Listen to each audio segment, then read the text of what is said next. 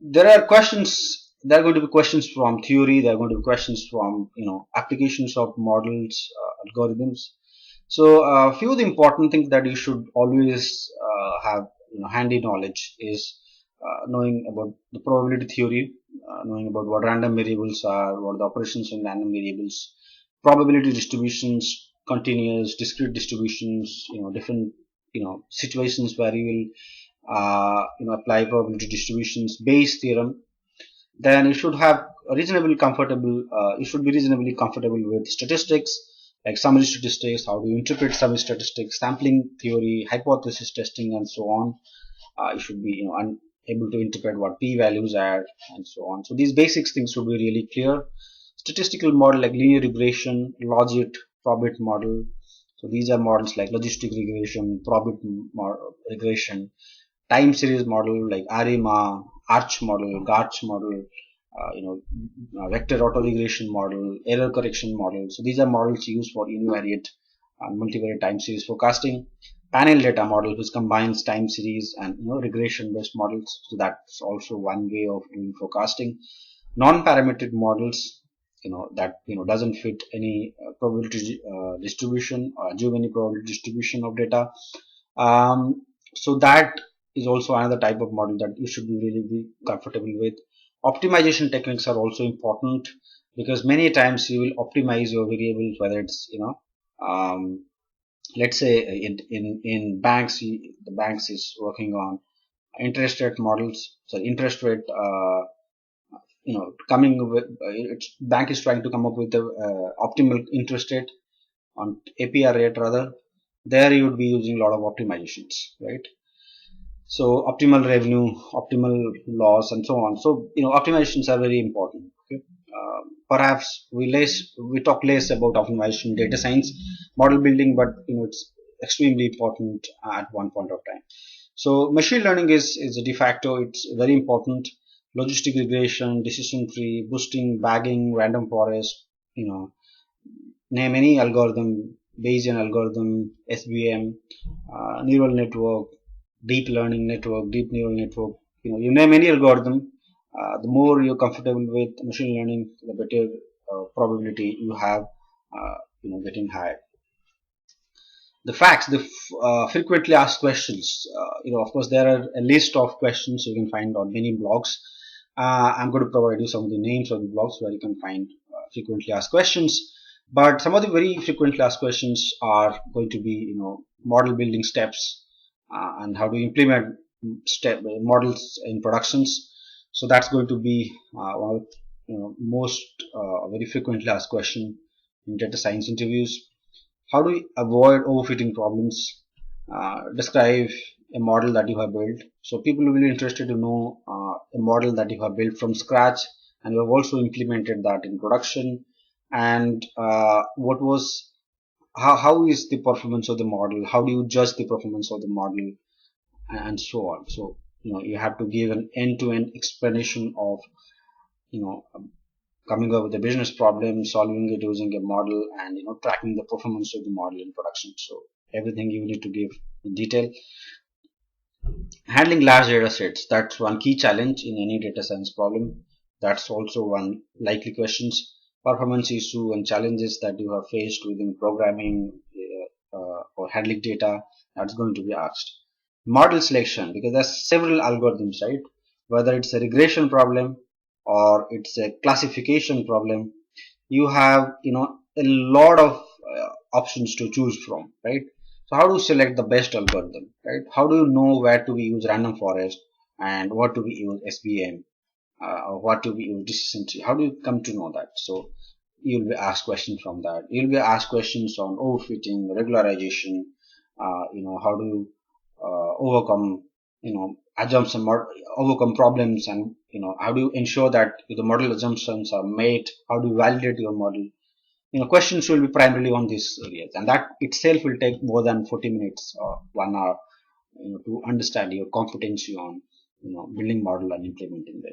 So you can expect such questions, and of course there are many more questions that you can expect, and I'm going to provide you some sources where you can find more questions.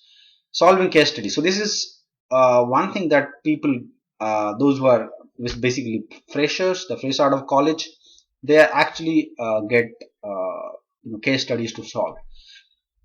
For experienced candidate, of course, you would have already worked on business problems, so people will be interested to know the problem that you have already worked in your previous organization. So, but if you're a fresher, they will be giving you a case study to solve, and they will see your analytical skills or your business problem solving skills through this case study.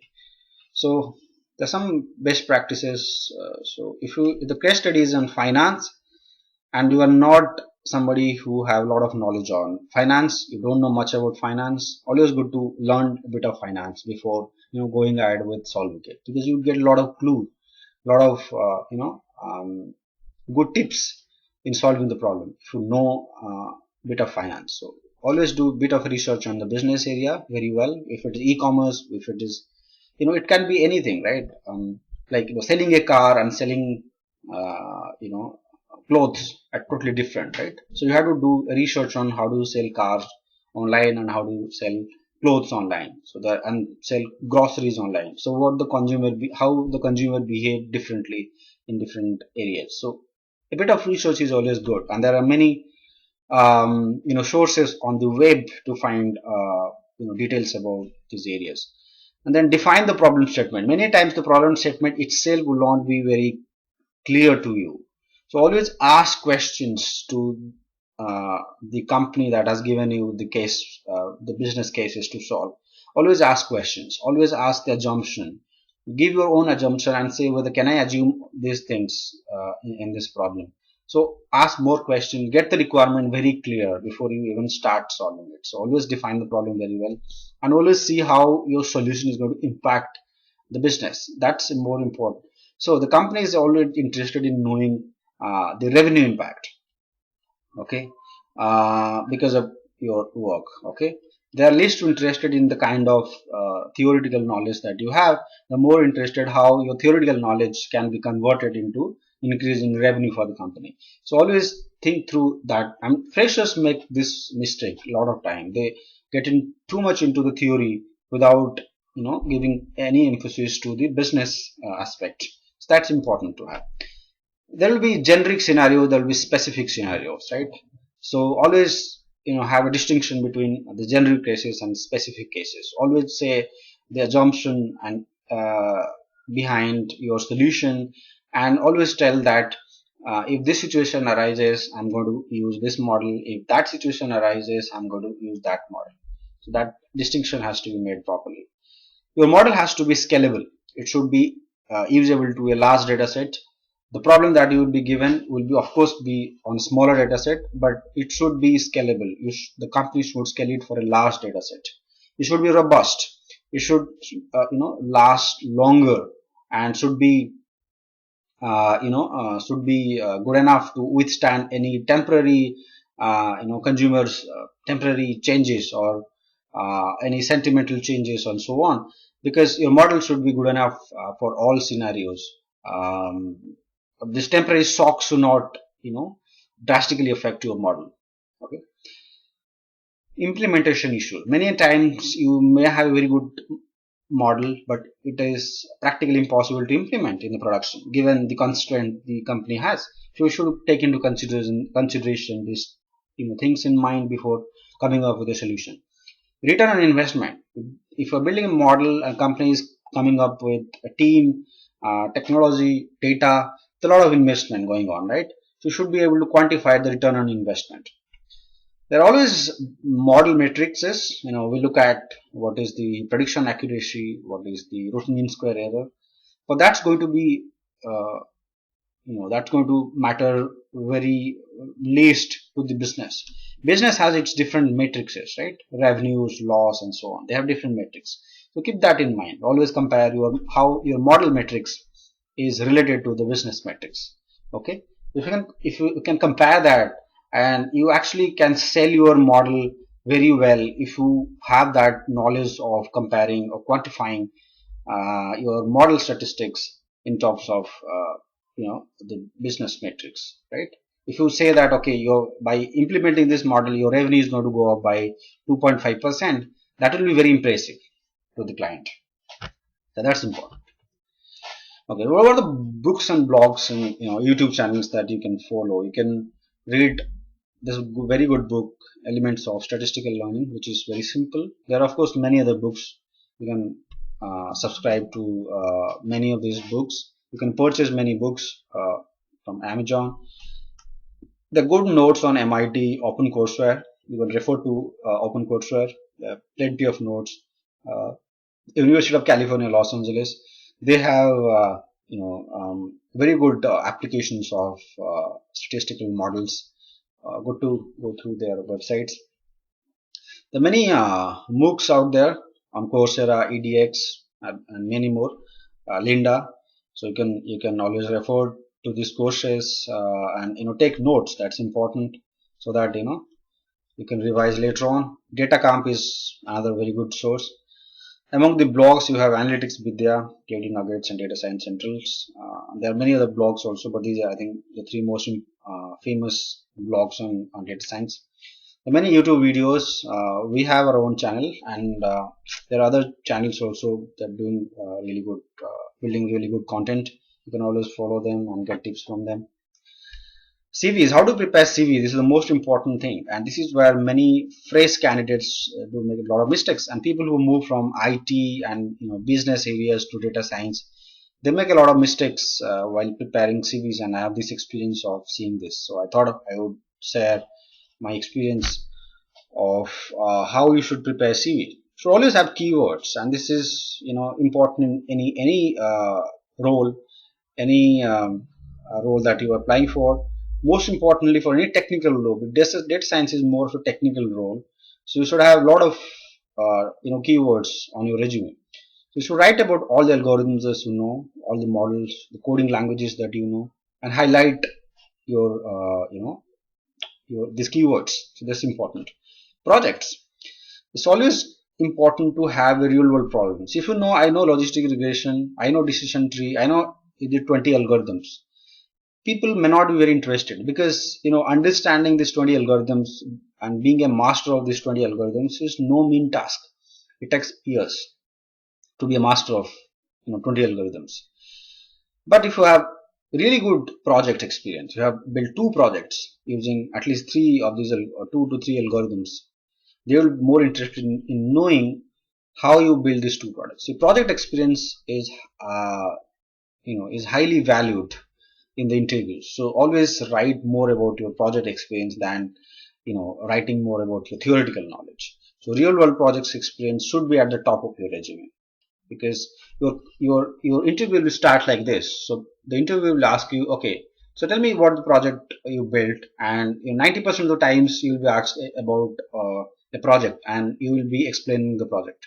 Take a lot of time, 10-15 minutes to explain every steps of the projects that you build, and what are the challenges that you faced and how you overcome the challenges. So talk about it in detail. That is going to matter a lot. If you have publications, patents, and open source contributions, always good to highlight, and it matters a lot in data science, because this is more of a research job. So if you have publication experience, patent, you have patent on to your name, you have open source contributions, always good, because these are highly creative work that people will recognize a lot. Certifications matters in all jobs. It matters here as well. If you have course completion certificates from MOOC, or you have written in a blog, or you have done any professional certifications, if you have done certified analytical professional CAP course from the Operation Research Society of United States, and there are many data science certification, I'm sure nowadays. You should highlight them. You have domain certifications. If you are working in finance, you have done CFA, you have done risk certification like FRM, you should also highlight on your resume. That matters a lot. If you have experience in academic research, you have presented papers in seminars, you have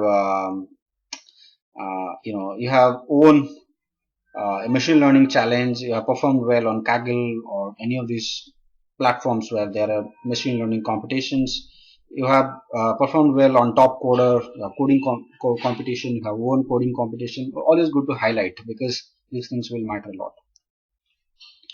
some of the best practices that you should follow. So always brush up your fundamentals, because if you're not very well versed with a highly complicated algorithm, that's fine. You can say, I don't know much, I'm willing to learn. But if you're not okay with the fundamentals like probability, like basic statistics, then people will have a question mark. You may be really good at, the complicated stuff, but if your fundamentals are not good, people have a question mark on your ability. Right? In that case, you are more like somebody who, I mean, that's the difference between an mechanic and an engineer, right? An engineer understands the theory behind the mechanical aspect of work, where a mechanic doesn't understand the theory, right? So one should be really good with the fundamentals. So be good with whatever you know. Okay, so whatever you know, you should be really good at. So what matters is depth than the breadth. Whatever little you know, you should know it well. Be thorough with whatever you write on the resume. Most of the questions are going to be from your resume. So always prepare or invest more time on what you have written on your resume. Because when people will ask you from you what you have written on the resume. So every keyword that you have written on your resume, you should be really comfortable with that. Right? If the questions is out of your resume, then you can do list about it. Right? If you are not able to you're not able to answer the questions which is totally out of your resume, then that's fine. That will not be a very negative thing. But if you have written something on resume and not being able to answer this, it's not a good thing. Make notes whenever you have preparing. Always make notes. You are doing any course, have notes so that you can revise quickly before the interview. And you can also keep notes with you when you are having telephonic interview, so that you can always refer to the formula and the theory very quickly. Study the frequently asked questions. There are many blogs that I have and sources I've given in the last slide, and there are other sources also on the web. You can always go through these questions. And here in our channel, if you go down in the description, we have a section where you have talked about over hundreds of questions on data science. So please check that. Check these videos. There are 10 or 15 videos on one of our playlists. So check that playlist. We have discussed about many frequently asked questions on data science. Talk more about your project experience that I've already talked the previous point. Show your willingness to learn new things like coding, research papers, and tools. This is a new area and it's evolving. So it's changing now and then. So more than what you already know, people will also be interested in knowing that whether you can learn things very quickly. So always show your interest in learning these things. Mentorship is very important while preparing.